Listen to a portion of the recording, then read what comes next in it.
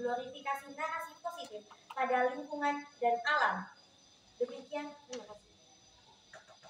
Terima kasih untuk pembicara pertama dari tim pemerintah. Menyisakan waktu 4 menit 25 detik. Untuk merespon perdebatan, saya undang pembicara pertama dari tim oposisi. Kak, mohon izin sebelumnya boleh nggak aku lihat timer dari sini untuk bisa memperkirakan waktu. Kita mulai. Ini kelihatan nggak? Boleh agak maju nggak nanti saya? Ya, di sini.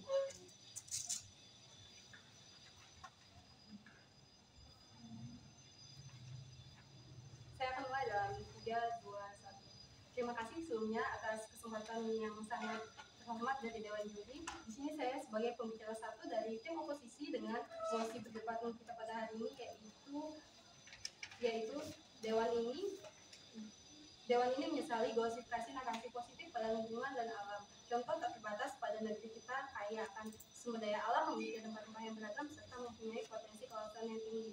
Sebelum saya masuk di argumen saya ingin memberikan beberapa sanggahan dari yang dikatakan oleh tim pemerintah. Pertama, tim pemerintah menyatakan bahwa kita mempunyai keberagaman. Lantas kami mempertanyakan kenapa pemerintah nggak ngegosifikasi itu, nggak mengagungkan itu, nggak membuat itu menjadi tren. Karena kita sudah tahu keberagaman sumber daya alam kita itu luas dan kita bisa memanfaatkan itu. Yang kedua, di mana tim pemerintah bilang dengan adanya gosifikasi menggandengkan sumber daya alam dan lain. Karena itu kita butuh gosifikasi, kita butuh tren, kita butuh banyak massa, kita butuh orang-orang semua tahu kalau misalnya kita tuh punya sumber daya nggak terbatas. Misalnya kita punya di antara negeri-negeri lain, kita tuh punya sumber daya yang melimpah, yang luas, yang dimana kita tuh punya itu sebagai kekuatan, dan kekuatan itu harus kita satukan, harus kita kuatkan untuk supaya itu tuh bakal jadi keuntungan. Karena kalau misalnya kita tuh nggak menggosifikasi ini, kita tuh mengentengkan, kita tuh nggak membuat ini menjadi tren, itu tuh justru bakal menjadi kelemahan, karena potensi yang kita miliki itu akan menjadi kelemahan jika kita tidak memanfaatkan itu menjadi kekuatan. Dan juga tim pemerintah tadi mengatakan Indonesia punya 10% spesies tambahan seperti data-data spesies tumbuhan.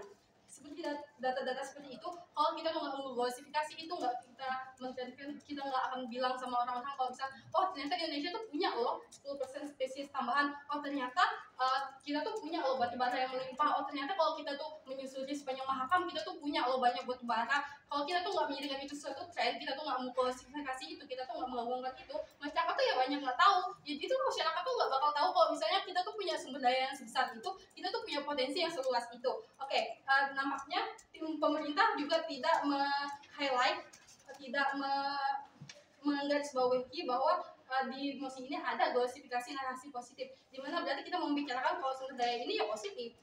Oke, masuk ke pernyataan saya, kesadaran akan melimpahnya sumber daya alam dan gosifikasi narasi positif ini yang menjadikan ini sebuah tren akan membuat Indonesia menjadi lebih baik dalam berbagai sektor seperti perekonomian dan seperti infrastruktur dan lain-lain, dan memperkuat rasa persatuan bangsa. Karena dengan adanya kita tuh tahu kita tuh punya keberagaman yang melimpah, jadi tuh kita tuh bakal ternyata kita punya keberagaman yang melimpah, dan juga dengan adanya keberagaman yang melimpah itu kita bakal bangga sama negara kita sendiri, sama daerah kita sendiri, sama provinsi kita sendiri. Oke, SDA yang dimaksud itu apa? Kayak batu bara di Kalimantan, cengkeh di Sulawesi. Habis itu kita itu juga punya 65%, Indonesia itu terdiri dari 65% ikan lautan dan disebut negara maritim. Kalau kita tuh nggak membuat itu jadi sebuah tren, maka itu tuh ya udah senyap hilang, mungkin nggak akan hilang, tapi itu tuh nggak akan menjadi sebuah tren, itu tuh nggak akan membuat sesuatu yang mengagung-agungkan, sehingga ya udah semua akan berjalan seperti biasanya aja.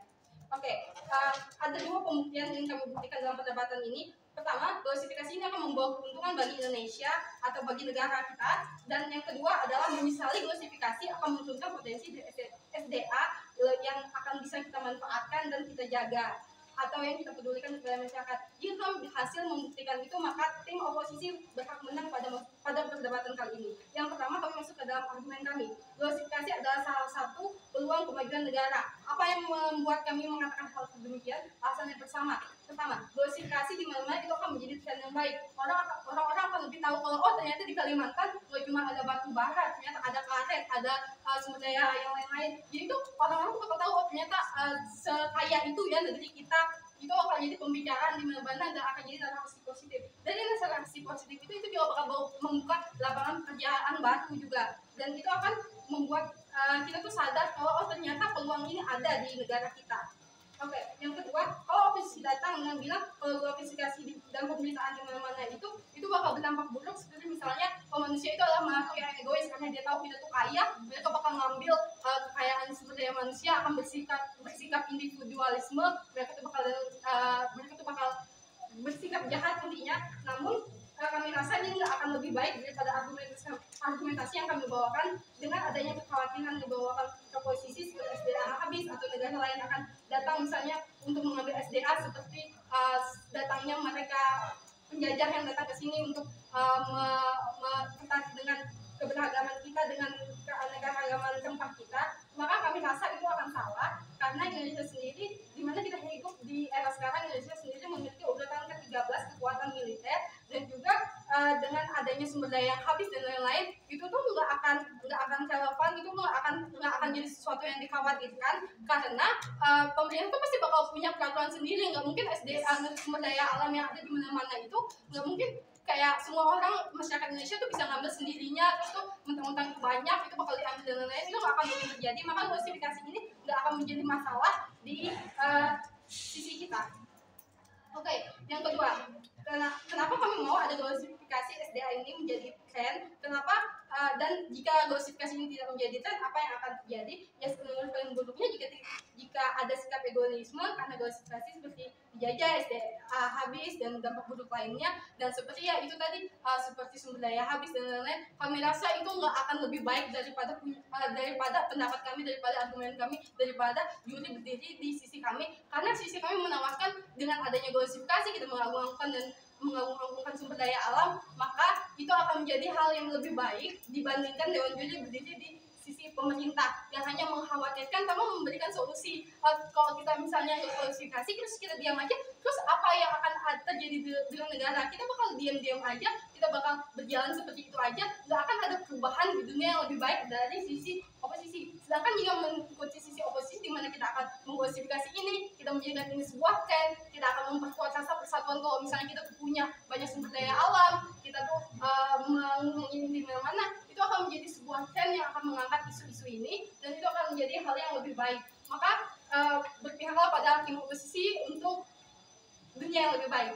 Satu lagi contoh, seperti contohnya di tambang emas yang ada di Papua. Kita tahu Papua itu punya sumber daya alam seperti emas yang nggak akan habis, yang gede, yang bakal bisa kita ekspor di mana-mana, dan yang seperti negara lain itu nggak punya yang seoke itu dan lain-lainnya. Dan dengan kita nggak glorifikasi itu, kayak kita tuh nggak bakal tahu kalau misalnya di sana tuh ternyata bakal banyak ternyata di situ banyak sumber daya alam emas, dan juga itu bakal membuat masyarakat sendiri menderita, karena dengan masyarakat itu dengan adanya kita mengglorifikasi itu, maka ternyata mereka masyarakat di Papua. Terima kasih. Untuk kembali merespon perdebatan, saya undang pembicara kedua dari tim pemerintah.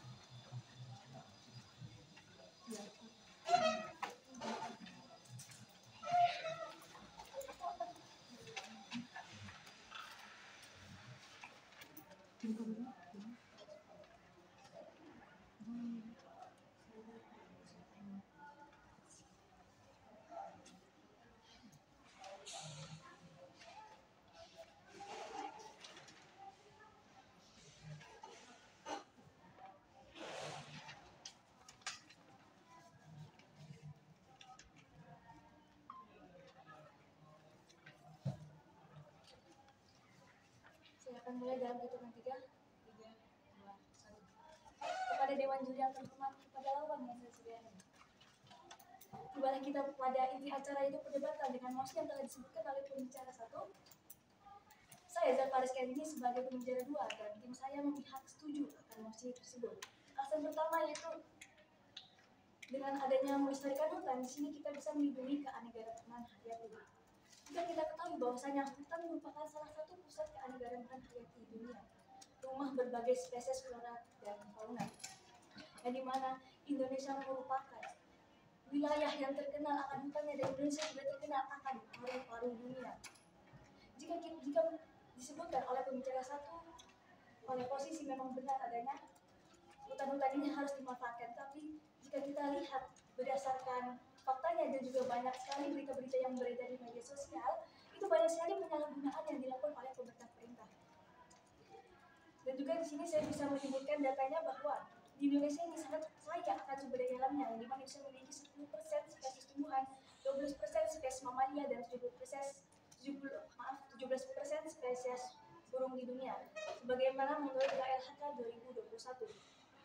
Dari sinilah membuktikan bahwasanya Indonesia sangat kaya akan keanekaragaman hayati dunia, rumah berbagai spesies flora dan fauna, yang menyebabkan karena alasan itulah Indonesia menjadi negara yang terkenal akan alam dan sumber daya dan keberagamannya.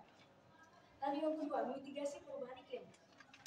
Hutan berperan penting dalam menyerap karbon dioksida dan mengurangi emisi gas rumah kaca, di mana hutan ini bisa menyumbangkan banyak sekali oksigen yang sangat berguna bagi kehidupan kita.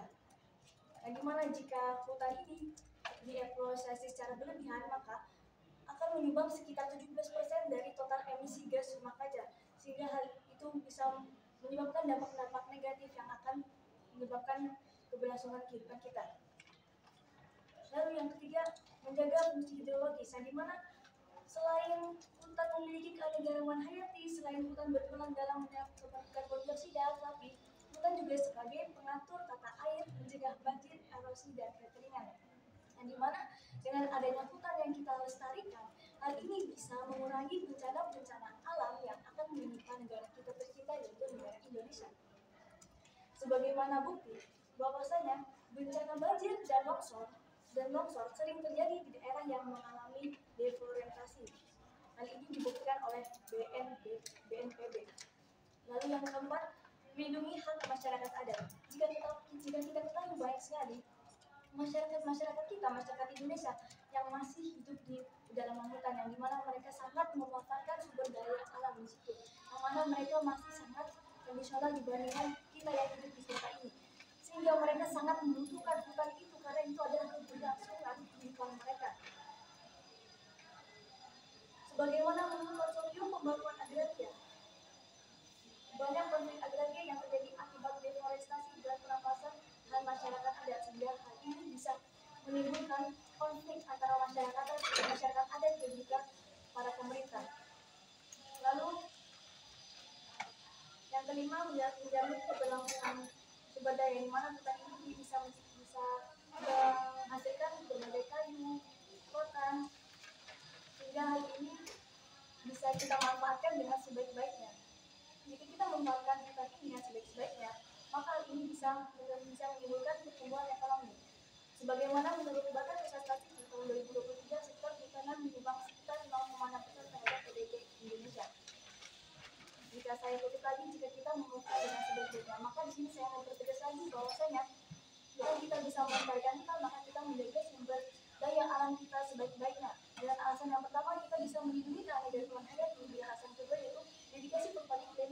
Lalu alasan yang ketiga yaitu menjaga fungsi hidrologis. Lalu yang keempat, melindungi masyarakat adat yang kelima adalah menjalankan keberlangsungan sumber daya. Sekian yang bisa saya sampaikan. Terima kasih. Terima kasih untuk pembicara kedua dari pemerintah. Untuk merespon perdebatan, saya undang pembicara kedua dari tim oposisi.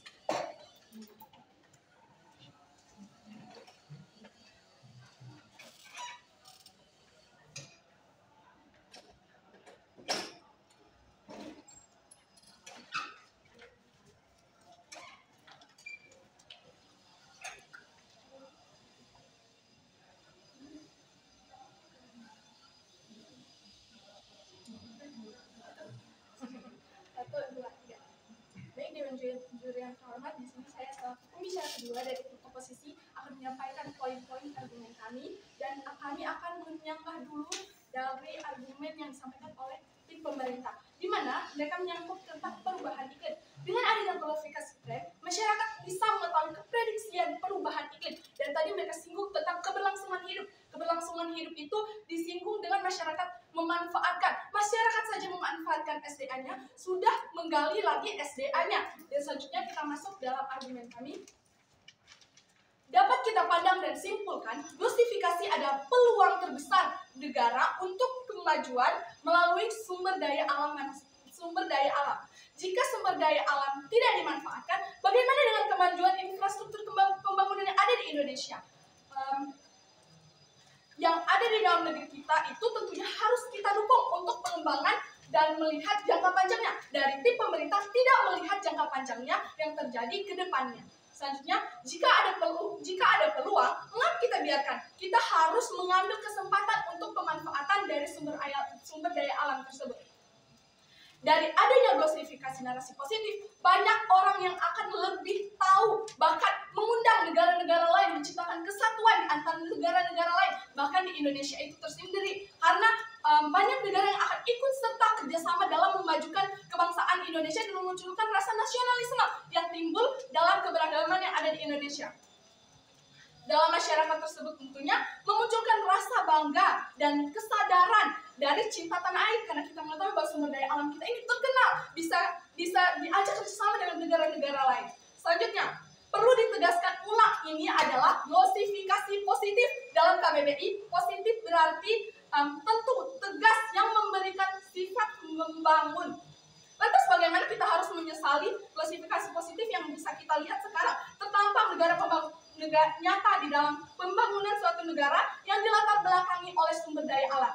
Menurut data BPS, bahkan ekonomi triwulan dari tahun ke tahun tumbuh 5,11% dan terkonsentrasi 0,83% yang dialami pertumbuhan tertinggi sebesar 18,88% yang dilatar belakangi oleh sumber daya alam, yang dimunculkan oleh sumber daya alam dan menyebabkan kenaikan dalam ekonomi tersebut.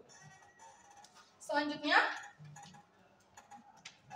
jika glosifikasi ini dibangun terus-menerus, ini akan membuat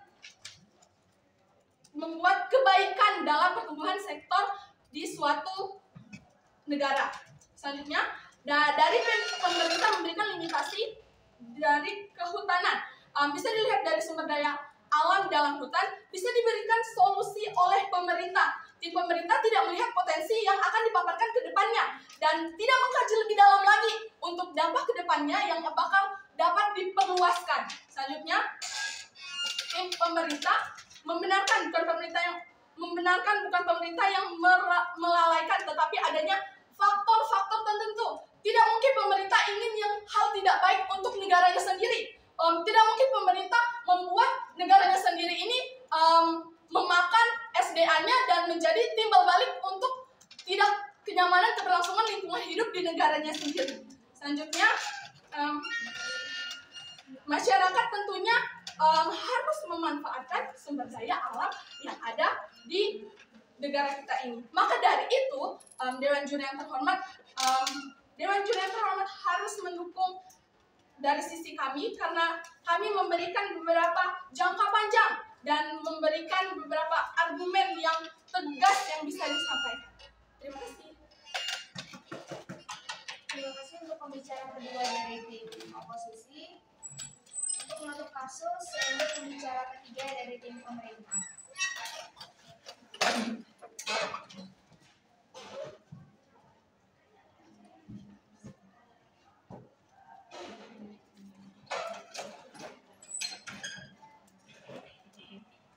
Saya akan mulai dalam 3, 2, 1.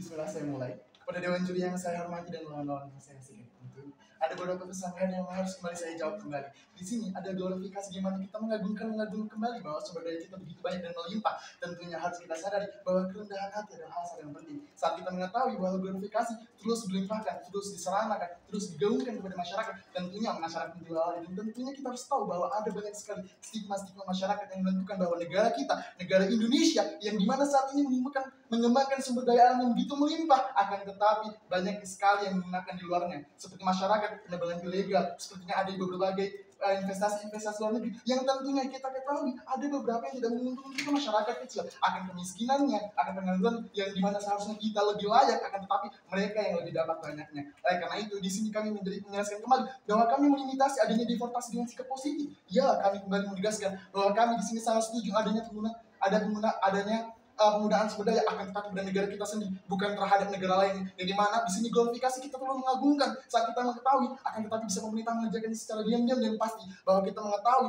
adanya pengembangan, adanya perubahan, yang ada perubahan. Di sana kita mengetahui ternyata sudah ada sekali berbagai pengembangan infrastruktur manufaktur dan sumber daya, akan tetapi jadi glorifikasikan. Karena apa? Karena mereka hanya butuh kerja bukan berbicara. Saat kita bisa menggaungkan begitu baiknya, tentunya akan menggunakan investor luar negeri, tentunya akan mengundang berbagai sekali investor yang datang ke Indonesia.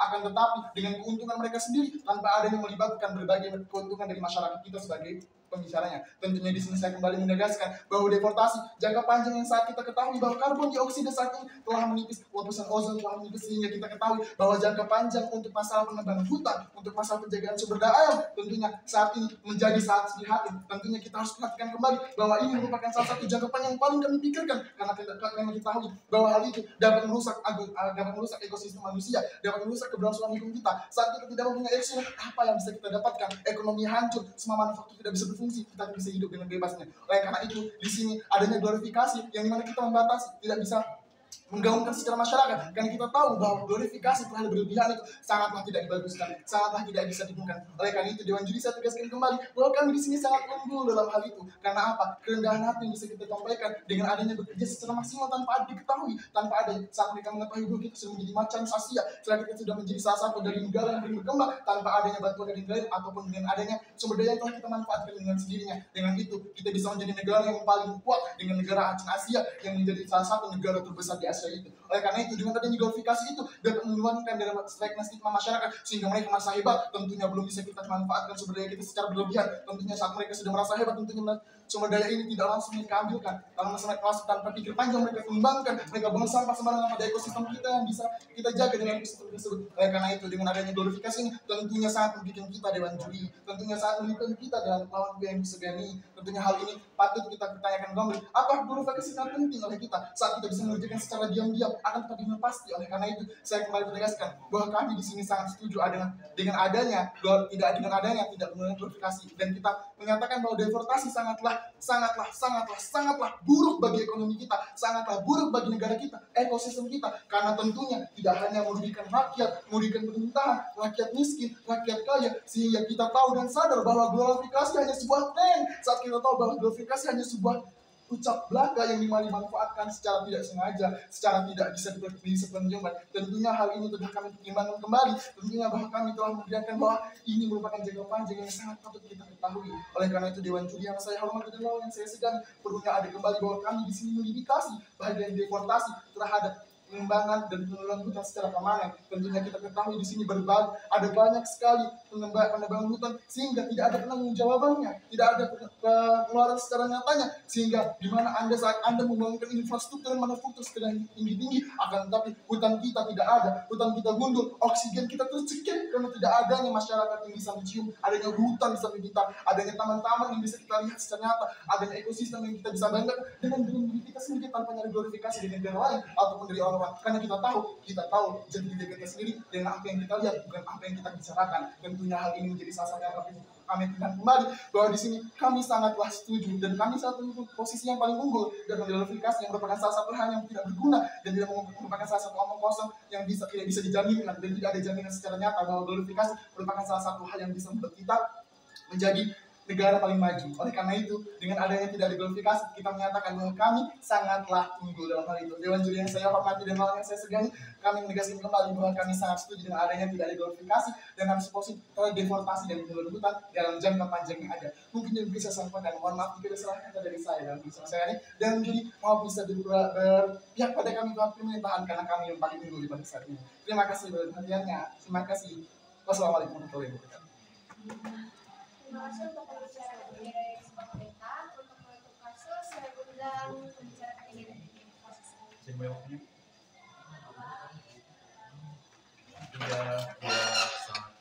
perkenalkan saya pembicara ketiga dari tim oposisi. Kami tidak menyetujui mosi perdebatan kali ini karena buat apa sebagai masyarakat menyesali akan glorifikasi pada lingkungan dan alam. Sedangkan potensi yang memiliki peran-peran dalam meminimalisir keadaan yang tidak diinginkan. Sehingga glorifikasi ini menjadi identitas positif sebagai negara yang memiliki kaya keanekaragaman alamnya. Terdapat 3 poin yang akan kami paparkan kembali antara lain. Yang pertama, pengembangan SDA atau sumber daya alam melalui sektor ekonomi terhadap pemulihan ekonomi suatu negara.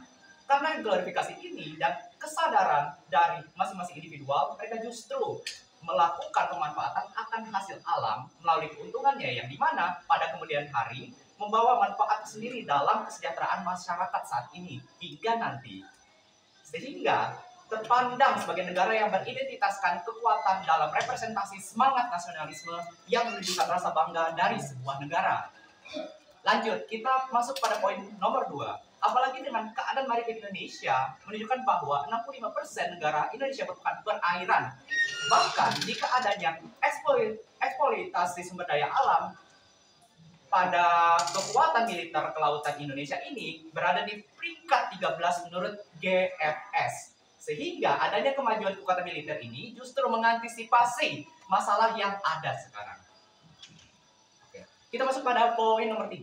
Jika tim pro lebih menekankan eksploitasi perhutanan, maka apabila adanya pemundulan hutan pun, pihak individual yang memiliki hak istimewa khusus, individual ini tersebut harus izin kepada yang memiliki lahan, bisa dari kepala suku daerah, pedalaman, atau pihak eksternalnya.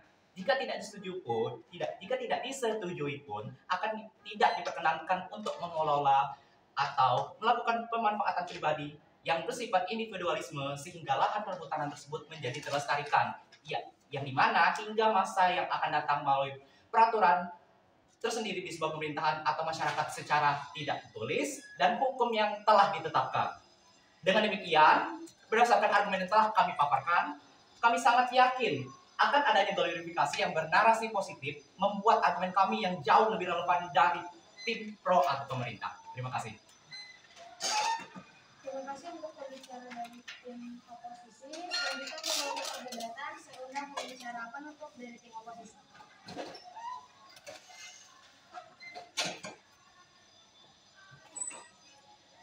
Debat akan saya mulai dalam 3, 2, 1. Terima kasih dan juga tidak hormat atas kesempatannya. Di sini saya berdiri sebagai pembicara alasan untuk menyimpul dari tim oposisi. Kami akan mengklarifikasi beberapa poin yang menyimpulkan pada perdebatan kita hari ini. Yang pertama, tim pemerintah mengatakan untuk kita tuh nggak usah glorifikasi, untuk kita tuh memanfaatkan sumber daya alam itu aja dan nggak usah ada tren, nggak usah ada suatu hal yang bagus, suatu hal yang diagung-agungkan, suatu hal yang dibicarakan di mana-mana untuk pemanfaatan sumber daya alam. Namun menurut kami ini salah. Mereka bilang kalau misalnya dengan adanya glorifikasi itu bakal mengundang investor asing buat masuk ke dalam Indonesia, buat memanfaatkan sumber daya alam, buat memiliki sifat egois, dia mengambil keuntungan untuk individunya sendiri. Seperti yang kami bilang tadi, bahwa hal itu tidak harus dikhawatirkan. Hal itu malah menjadi suatu hal yang positif. Dengan adanya investor yang datang dan kita mengetahui, kita mengglorifikasi kok kita tahu sumber daya alam kita tuh kuat, kita tuh punya sikap nasionalisme. Jadi tuh masyarakat di pemerintahan di Indonesia itu bakal menjaga dengan baik sumber daya alam itu tanpa takut sumber daya alam kita itu bakal diambil oleh investor asing. Dan juga kita tuh nggak bisa menutup diri dari investor asing karena kita tuh bukan negara adidaya, kita tuh masih negara yang semi presisi, di mana kita tuh masih ngimpor sumber daya alam kita itu kepada luar negeri. Maka kalau misalnya kita tuh nggak glorifikasi, kita tuh nggak buat tren, kalau misalnya kita punya sumber daya yang bagus, maka ya masyarakat taunya kalau kita tuh ngimpor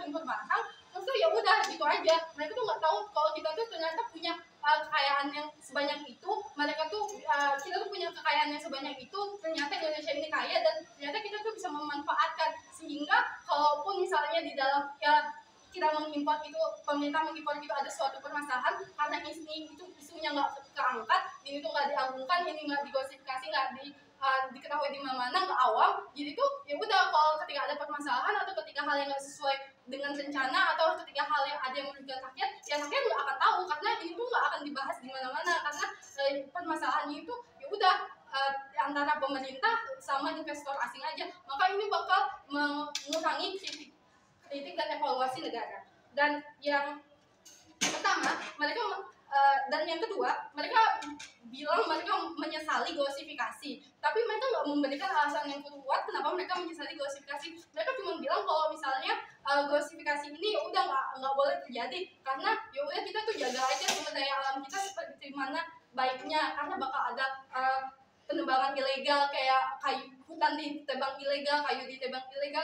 Karena dengan adanya gosifikasi, masyarakat yang tebang ilegal itu mereka bakal tahu oh ternyata sumber daya alam kita yang sebanyak itu tuh harus kita manfaatkan. Karena perlu kita bawahi di musim ini adalah gosifikasi narasi positif, di mana narasi positif ini kita mengakukan kalau kita ini punya sumber daya yang banyak, kita tuh punya kekayaan, kita tuh punya harta karun yang harus kita jaga. Dan ya kalau misalnya kita cuman yang sebagian orang aja yang tahu tentang sumber daya alam ini, kita nggak buat ini suatu tren yang kita untuk kita jaga, ya nggak akan ada perubahan dan akan justru bakal banyak dampak negatifnya. Maka dari itu kami rasa kami akan unggul di perdebatan ini dan Dewan Juri berpihaklah pada tim oposisi untuk dunia yang lebih baik. Sekian, terima kasih.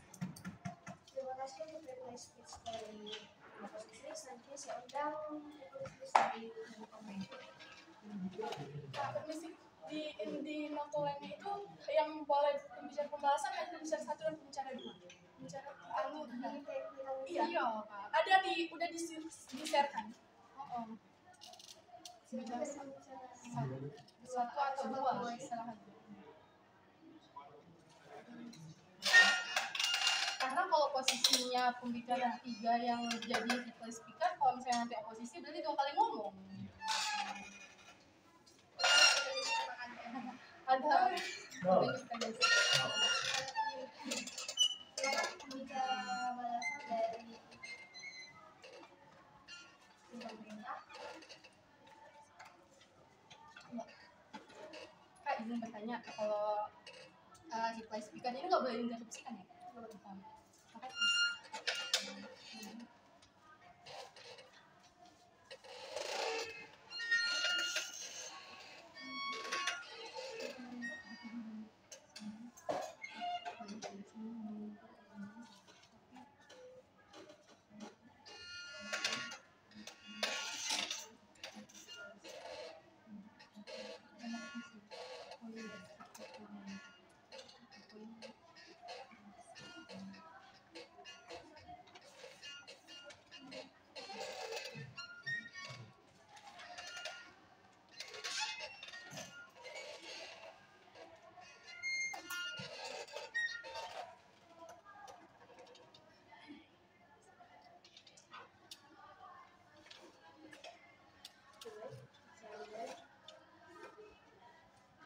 Kepada Dewan Juri yang terhormat, kepada orang yang saya sediani, sini saya merupakan pembicara 2 yang akan membahas pandangan saya.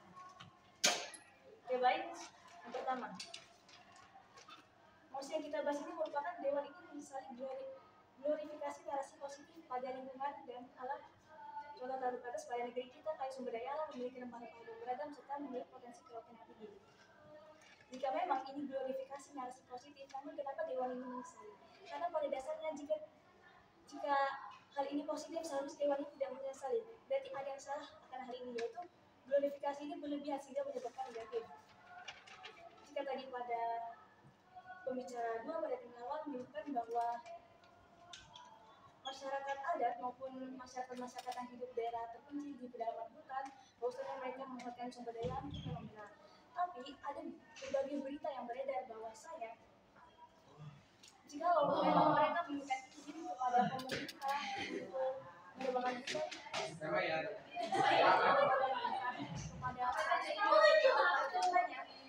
ada beberapa yang terjadi. Tapi dia sekelompok Papua datang ke Jakarta menuju ke tempat pusat untuk membuat agar hutan-hutan yang mereka tinggali itu tidak dikuasai oleh pemerintah.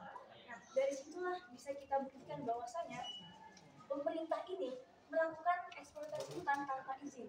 Jika memang mereka tidak melakukan jika memang mereka melakukan tanpa izin, jika memang mereka melakukan dengan izin, maka seharusnya sekolah Papua tidak usah repot-repot datang ke Jakarta untuk memohon. Tapi yang kedua saya tegaskan kembali bahwasanya dengan kita memastikan hutan ini kita bisa melindungi hutan negara Marhayati.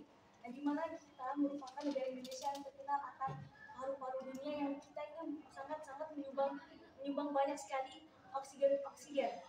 Sehingga apabila glorifikasi ini terlalu dimanfaatkan secara terus-menerus, hal ini hutan bisa mengurangi, di mana hutan ini bisa menyumbang sekitar 17% dari total emisi gas rumah kaca. Sekian saran saya, terima kasih. Itu waktu bicara itu dari tim pemerintah. Menambahkan sudah ada sesi perdebatan kita pada hari ini di ruang pertama. Terima kasih untuk perdebatan yang menarik dan berikan saya waktu untuk memberikan penilaian selama 5-10 menit. Teman-teman bisa Nanti